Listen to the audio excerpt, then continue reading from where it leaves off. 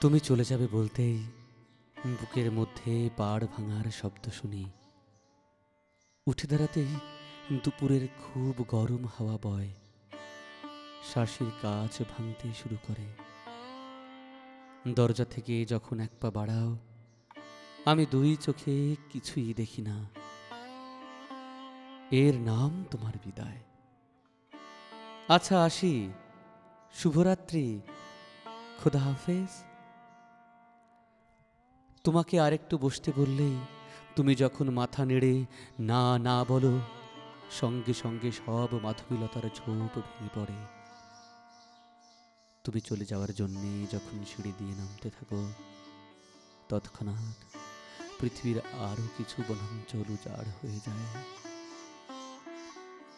তুমি উঠোন বেরোলে আমি কেবল শূন্যতা, শূন্যতা ছাড়া আর কিছুই দেখি না।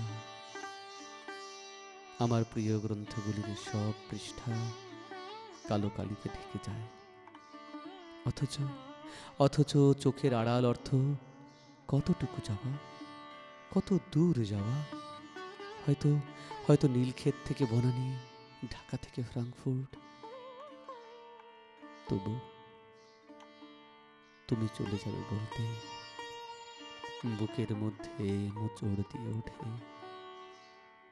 সেই থেকে অবিরাম কেবল পাড় ভাঙার শব্দ শুনি, পাতা ঝরার শব্দ শুনি, আর কিছুই শুনি না।